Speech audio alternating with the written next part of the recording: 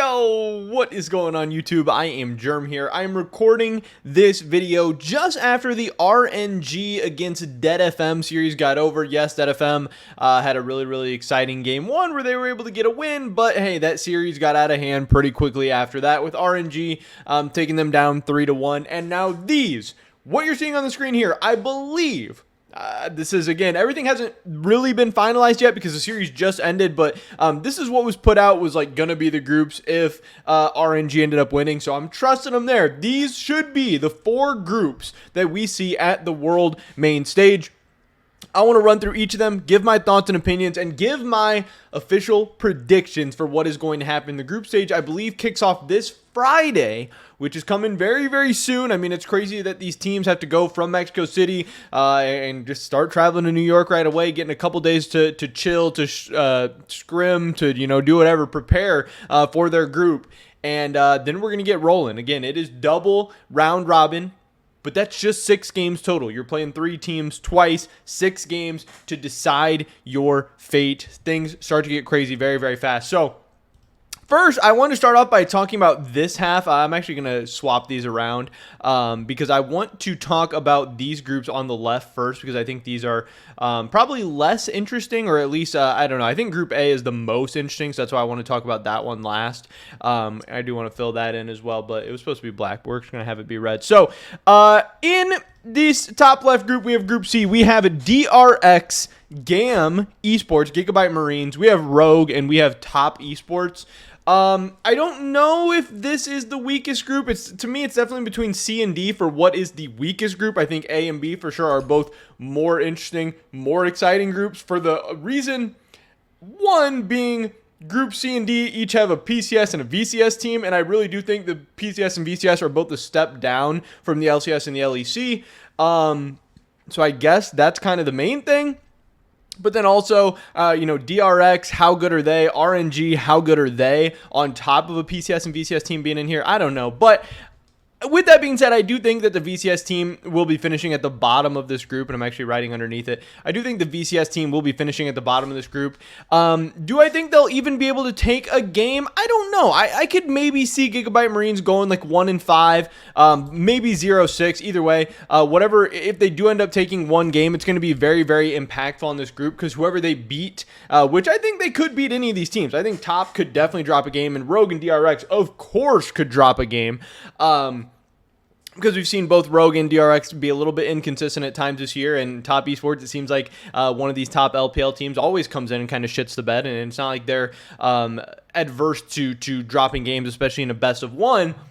Whoever does drop that one game, if anyone drops one game to GAM, that is going to mess up this whole group standings. I think it's most likely that GAM is probably going to go 0-6, however. And now we're going to get a little bit spicy. I'm going with DRX at number 3.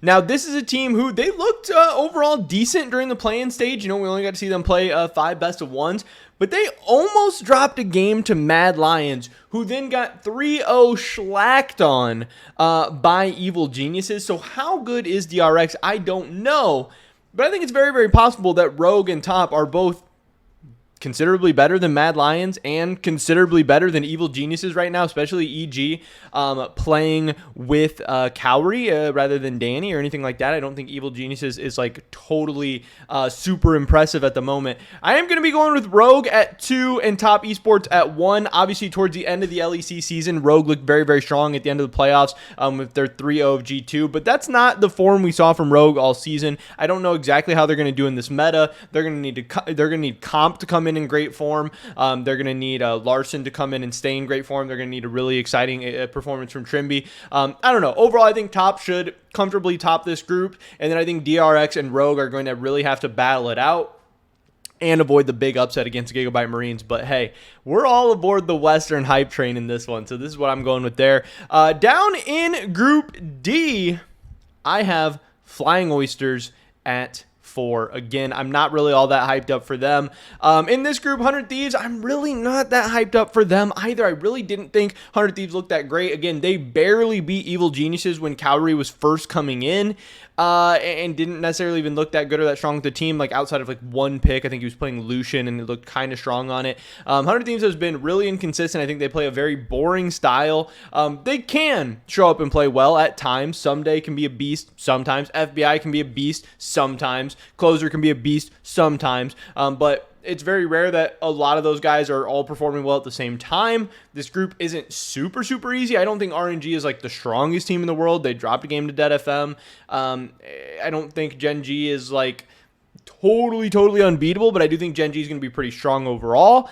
I could see 100 Thieves probably taking a game off of RNG or something like that. I don't think they're going to be able to take down Gen G. And at the end of the day, I am going to have to go with 100 Thieves at 3, going RNG at 2, and going Gen G at 1. So I'm pretty much going chalk in this group. Nothing too spicy. I don't really have that much faith in 100 Thieves at the end of the day. So I do see the Korean and the Chinese team getting out there. Now I'm going to switch these back around because I don't want to be covering it up when we talk about these two groups on the side. In these two groups, these are the ones that I think are way more fun, way more spicy. I want to start out in the bottom left. We have JDG, we have G2 Esports, we have Damwon Kia, and then we have obviously Evil Geniuses. It says Evil Geniuses or Mad, and obviously Mad is gone. So this group's going to be spicy. This group is going to be fun. G2 against Damwon. That's an awesome rivalry. We have NA against EU with EG and G2. We have JDG coming in as like a potential tournament favorite in this group. We're going to get some absolute banger games. Yes, EG was able to make it out of the play-ins. They dropped a game to Fnatic where they didn't look that good. They also dropped a game to Dead FM where they did not necessarily look that good, but obviously they're now coming in hot off this 3-0 against Mad Lions. Are they gaining some confidence? Is Cowrie now like shaking off the nerves? Is he ready to go? I don't know. I don't have a ton of hope for Evil Geniuses. I'm going to be going with them at number 4. I think it was really cool that what they did against Mad. I think it's really cool that they qualified for the group stage, but I do think this Cinderella story is probably going to be coming to an end. This is a really tough group. Good luck to EG. Hopefully they can win a game, maybe 2, but I do see them towards the bottom. And then I'm going with Damwon Kia at 3. This is going to be an absolute banger. 2 games between G2 and Damwon Kia, and I do believe whoever wins those games is going to probably end up in second place in this group. It's going to be really important to avoid the 0-2, obviously, for either one of them. I think they both are capable of beating JDG, but I think they're both going to be underdogs against JDG, and I think they're going to be pretty evenly matched against each other. They're both going to be heavy favorites against EG, so these games are going to come down to against each other, and I don't think Damwon Kia has been all that strong this season. Obviously, G2's coming into Worlds off of a 0-3 loss in the LEC Finals, but at the end of the day, there's such a huge rivalry here. Caps is going to be geared up. He's going to be ready to go. Yanko's going to be hyped up. He's going to be ready to go. I see this one going the way of G2. I hope they're close. I hope they're fun games. But I do see JDG topping this group. But I do have my second Western team getting out of groups here with G2 at number 2. And then we fast forward to this group up at the top where we have C9, T1, EDG, and Fnatic. This is where I think things are going to get spicy. We have who I think is by far the best North American team in this group in Cloud9. T1, always a fun and exciting team. EDG and Fnatic now finally with their full roster. They're getting to scrim. They're getting to do all that stuff. I have EDG at number 4. I think EDG is going to finish at the bottom of this group. We always have an LPL team that comes in and underperforms.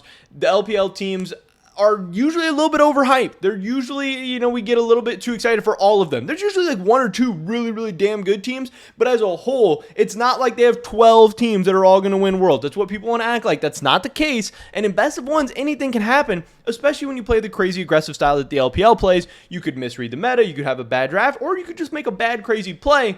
And in this group, where all these teams are good enough to punish your bad, crazy mistakes, I don't think EDG is going to be able to pull this off. I do have Fnatic at 3. Fnatic, I don't know. They didn't necessarily look great, obviously, in that loss to Brazil. Hylissang has not necessarily looked great so far. What I have been very impressed with has been Upset and with Humanoid. Humanoid's going to have to really show up in this group, obviously, with some insane mid laners. At the end of the day, I do think Fnatic will probably come up a little bit short. I am going with T1 at number 2, and obviously I'm going at Cloud9 to top this group. I think C9 is the best North American team. I think they are potentially the best Western team right now. Yes, G2 is very strong. Yes, Rogue is very strong. But overall, I think T1 and EDG are also very, very beatable teams. So I think that this is a real opportunity, for the Western teams to potentially take some games in this group as well. I think all 4 of these teams are going to beat up on each other. And I could see the first place in this group being something like 4-2, which really does leave open the possibility and leave open the door for C9. I love the Berserker against T1 storylines, especially when Gumayusi hasn't been playing so well and Berserker has been playing like an absolute monster. I think Fudge has been a beast. Blabber has a chance to really cement himself as one of the North American GOATs here. Sven, the support king. I am all in on Cloud9 in this group, and I'm all in overall on 3 Western teams getting out of groups. We're going with 2 EU teams in G2 and Rogue, and I'm going with Cloud9 to top this group as well. This is what I hope is going to happen. Yes, I'm sucking on some hopium, but still, at the end of the day, it's only 3 Western teams getting out, which isn't that crazy. We had 2 get out last year. This is just 1 more getting out this year. I know people are going to flame and say some stuff no matter what, but hey, NA's coming off a 3-0 against EU. We're riding high. It's NA stonks right now, and we're going to win Group A. I don't know. This is what I'm thinking is going down, but definitely drop a like if you guys did enjoy this video. I would appreciate that so much. Leave a comment down below. Let me know what you guys think about anything we talked about in this video today. Subscribe, stay up to date on all my latest content. Hopefully catch you guys in the next one. But until then, peace.